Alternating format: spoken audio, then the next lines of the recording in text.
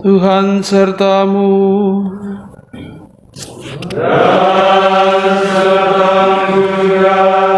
Inilah Injil Yesus Kristus menurut Markus. Dimuliakanlah Tuhan. Pada suatu hari, Yohanes berkata kepada Yesus, "Guru, kami melihat seorang yang bukan pengikut kita mengusir setan dalam namamu. Lalu kami cegah dia karena dia bukan pengikut kita." Tetapi Yesus berkata, "Jangan kamu cegah dia, sebab tidak seorang pun yang telah mengadakan mujizat dalam namaku dapat seketika itu juga mengumpat aku. Siapa saja yang tidak melawan kita, ia ada di pihak kita. Sesungguhnya aku berkata kepadamu, siapa saja yang memberi kamu minum secangkir air, oleh karena kamu adalah pengikut Kristus, ia tidak akan kehilangan upahnya. Siapa saja yang menyebabkan salah satu dari anak-anak kecil yang percaya kepada aku ini berbuat dosa, lebih baik baginya jika sebuah batu giling diikatkan pada lehernya, lalu ia dibuang ke dalam laut. Jika tangan kananmu menyebabkan engkau berbuat dosa, penggallah. Karena lebih baik engkau masuk ke dalam hidup dengan tangan buntung, daripada dengan utuh kedua tanganmu dibuang ke dalam neraka, ke dalam api yang tak terpadamkan. Jika kakimu menyebabkan engkau berbuat dosa, penggallah. Karena lebih baik engkau masuk ke dalam hidup dengan timpang, daripada dengan utuh kedua kakimu dicampakkan ke dalam neraka. Jika matamu menyebabkan engkau berbuat dosa, cungkilah. Karena lebih baik bagimu masuk ke dalam kerajaan Allah dengan bermata satu, daripada dengan bermata dua dicampakkan ke dalam neraka, di mana ulat-ulatnya tidak mati dan api tidak terpadamkan." Demikianlah sabda Tuhan. Terpujilah Kristus.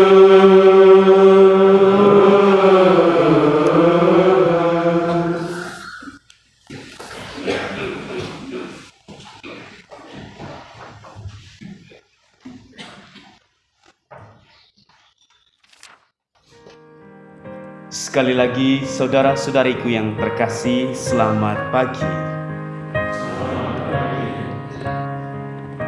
Tuhan lewat roh-Nya, Dia terbuka bagi semua orang, dan Dia membuka keselamatan untuk siapa saja. Bahkan berani mempercayakan karya dan rahmat-Nya itu kepada siapa dan dengan cara apapun yang Ia kehendaki. Rupanya itu bisa menjadi intisari dari dua bacaan, yaitu bacaan pertama dan bacaan Injil yang telah kita dengar. Dalam bacaan pertama dari kitab Bilangan, kita telah mendengar bagaimana orang-orang Israel yang berada di perkemahan, mereka mendapat roh. 70 tua-tua yang berada bersama Musa, mereka mendapat roh kenabian yang diambil Tuhan dari Musa dan dibagikan kepada mereka. Namun roh kenabian ini tidak bertahan dalam diri ke-70 tua-tua yang ada bersama Musa. Namun roh yang sama hinggap di kepala dua orang yang dalam tanda kutip ya cukup kepala batu, tidak mau ikut dengan yang lain. Mereka tinggal di perkemahan, sementara yang lain berada bersama kelompoknya. Dan dua orang itu adalah Eldad dan Medad. Dan ternyata roh Tuhan juga hinggap di atas mereka, dan mereka menjadi nabi. Mereka mulai bernubuat. Karena itu salah satu dari kelompok Musa berlari-lari menuju Musa. Musa, mereka sudah menjadi nabi, dan roh Tuhan juga ada pada mereka. Yosua bin Nun, dia katakan cegah mereka. Tidak benar itu. Tidak benar. Bagaimana mereka yang justru tidur terus di kamar bisa menjadi nabi? Sementara kita yang berkegiatan bersama dan ikut, dan hanya nabi seketika saja. Dan tidak bisa. Mereka itu seperti Musa. Makanya Yosua bin Nun dia katakan, tolong Tuhan cegah mereka. Namun Musa lebih bijaksana dari situasi yang ada. Dia katakan, apakah engkau betul-betul mendukung saya? Ingat, betapa bahagianya kita kalau seandainya seluruh umat Tuhan menjadi nabi. Karena mereka akan berbuat baik, mewartakan yang baik, mengusahakan kebenaran, mengusahakan keadilan dan lain-lain. Maka Musa tidak mencegah kedua orang itu karena dia percaya bahwa roh Tuhan bisa bekerja dalam diri siapa saja untuk menyampaikan kebaikan. Tidak tertutup hanya dalam satu kelompok. Bahkan orang yang menganggap diri suci pun dan selalu taat, setia, bahkan datang ke gereja setiap saat, mungkin tidak dikaruniai kenabian sebagaimana Tuhan kehendaki yang dikaruniai kepada orang lain. Itu dari bacaan pertama dari kitab Bilangan. Nah, hal yang mirip sama terjadi dalam bacaan Injil.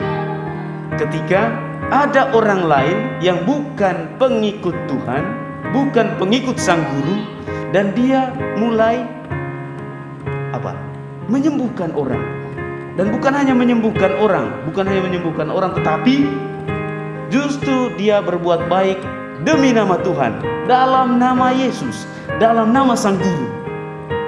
Lalu mereka katakan, Tuhan, itu mereka berbuat baik, mereka menyembuhkan orang dalam namamu. Bagaimana kita cegah mereka? Lalu Yesus katakan seperti Musa tadi, tidak usah cegah, karena barang siapa berbuat baik, mereka tidak melawan kita, tapi justru mereka ada di pihak kita. Nah, saudara-saudariku yang terkasih, dengan dua teks ini sebetulnya Tuhan sedang membuka diri kita, membuka pikiran kita, membuka perasaan kita, dan membuka, katakan, kekeluargaan kita, bukan hanya yang ada dalam rumah, tetapi semua orang. Semua kita adalah ciptaan Tuhan. Ya, kita tahu dokumen yang sangat istimewa dari Paus yang kita dengar itu Fratelli Tutti. Apa artinya Fratelli Tutti? Semua kita bersaudara. Semua kita saudara. Fratelli Tutti, semua saudara. Dan Fratelli Tutti ini rupanya bukan hanya saudara di antara manusia, tapi seluruh ciptaan Tuhan. Siapa saja, tidak ada sekat yang membatasi antara satu dengan yang lain. Tidak bisa membedakan bahwa kami ini orang dalam, mereka orang luar. Tidak. Buka mata, buka hati, buka telinga, dan buka seluruh diri kita untuk merangkul semua orang menjadi saudara. Dan ingat, bahkan orang yang kita anggap hina, yang kita anggap berdosa, juga adalah saudara kita yang sebetulnya harus sangat dekat berada bersama kita semua.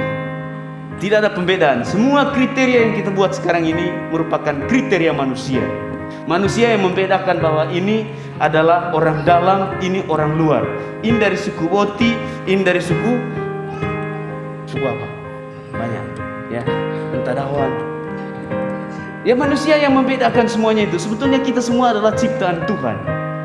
Kriteria-kriteria, ini orang kaya, ini orang miskin, ini orang yang kelas menengah ke atas, ini kelas menengah ke bawah. Itu adalah kriteria manusia. Ini orang pintar, ini orang bodoh. Itu semuanya klasifikasi manusiawi. Yang kadang dengan klasifikasi itu kita merasa nyaman dengan kelas kita. Kita merasa nyaman dengan, katakan, biara kita. Kita merasa nyaman dengan komunitas kita. Kita merasa nyaman dengan keluarga kita. Dan mulai dari kriteria kita melihat orang lain. Oh, dia itu bukan orang baik. Kenapa? Karena ya bukan orang kita. Ya, bukan orang kita. Itu kesempitan berpikir, kesempitan berperasaan yang sebetulnya sangat melawan kehendak Tuhan yang telah membuka diri bagi semua orang untuk menjadi baik. Dan itu kehendak baik. Bahkan dalam bacaan Injil telah kita dengar tadi, saudara-saudariku yang terkasih, orang yang merasa diri sudah murid Kristus, sudah masuk dalam kelompok Kristiani, justru masih ada yang menyesatkan. Dan mungkin ada orang lain yang bukan Kristiani, bukan pengikut Kristus, justru lebih baik atau lebih banyak berbuat baik daripada kita yang menganggap diri sebagai orang yang mengikuti Kristus. Ya, kita yang di dalam juga kadang sok suci. Ya, kami kan doa terus setiap hari. Maka yang tidak pernah doa sudah pasti ada jalan besar bagi dia menuju neraka misalnya. Tidak benar juga. Ya, jangan sampai roh Tuhan lebih berkarya dalam dirinya, dan ketika Tuhan datang lewat rohnya yang berkarya dalam diri kita, kita tutup diri. Sehingga sebetulnya bagi Tuhan tidak ada orang luar, tidak ada orang dalam. Kita semua saudara. Kita semua adalah ciptaan Tuhan yang patut dan pantas untuk mendapat keselamatan, patut dan pantas untuk dipercayakan, dan patut dan pantas untuk menjadi sarana pewartanya. Saudara-saudari yang terkasih, dalam bacaan kedua tadi ya dari surat Santo Yakobus ya, banyak bicarakan tentang kekayaan. Ternyata akumulasi kekayaan itu tidak baik. Akumulasi sehingga dia menjadi karat, sehingga dia termakan ngengat. Kenapa? Karena tidak diberikan kepada orang lain, tidak dibagikan kepada orang lain. Kekayaan itu baik, dia menjadi buruk ketika kekayaan itu diegoiskan untuk saya, mengakumulasinya untuk diri sendiri tanpa membagikannya kepada orang lain. Bahkan akumulasi begitu banyak, tampung begitu banyak dalam gudang sampai termakan ngengat dan karat misalnya. Dan itu sebetulnya suatu hukuman sebetulnya bagi orang kaya. Ketika materinya itu termakan ngengat atau karat, sebetulnya ada petunjuk bagi dia bahwa sebetulnya engkau sedang mengalami kematian. Kenapa? Karena sebetulnya harta kekayaan itu jika dibagikan kepada orang lain, digunakan sebagaimana pantasnya, maka dia tidak akan menjadi karat dan dimakan ngengat. Dia dimakan manusia. Dia digunakan oleh orang lain sehingga lebih mulia dan lebih berguna. Sehingga yang dikecam sebetulnya, yang dikecam oleh Yesus bukan soal kekayaan itu sendiri, tapi bagaimana cara kita menggunakan kekayaan. Apakah kita tampung supaya dimakan ngengat dan menjadi karat sehingga tidak berguna, atau kita rela untuk dibagikan kepada orang lain supaya orang bisa menggunakannya dan kita pun puas dalam melihat bagaimana orang bahagia bersukacita. Bapak Ibu saudara-saudari yang terkasih dalam Kristus, ajakan terakhir saya untuk hari ini yang pertama seperti saya sampaikan dalam pengantar tadi, bahwa ada tindakan menyelamatkan dan ada perilaku menyesatkan. Yang menyelamatkan itu selalu memberikan kehidupan, kebahagiaan, sukacita bagi orang lain. Siapapun, entah yang miskin atau yang kaya, tapi kalau dia melakukan tindakan penyelamatan, pasti membuat orang lain bahagia, membuat orang lain hidup, dan dirinya pasti akan puas. Tapi kalau seorang yang menyesatkan, seperti tadi dalam bacaan Injil kita katakan, menyesatkan anak kecil, atau salah menggunakan mata, salah menggunakan tangan dan kaki, maka itu membuat orang mati, dan dia sendiri pun akan mati. Dan itu yang menyesatkan. Sedangkan yang menyelamatkan, misal gunakan mata untuk menuntun orang pada cahaya, menggunakan tangan untuk membantu orang supaya mereka bisa dilayani, dan menggunakan kaki seutuhnya untuk menjemput karya-karya Tuhan yang ada dalam diri orang-orang yang sangat membutuhkan kita. Saya pikir saudara-saudari sekalian, itu yang saya bisa tawarkan hari ini. Mari kita bertindak untuk menyelamatkan. Dan siapapun terbuka untuk menerima karya kita dan bahkan berkarya untuk menyelamatkan.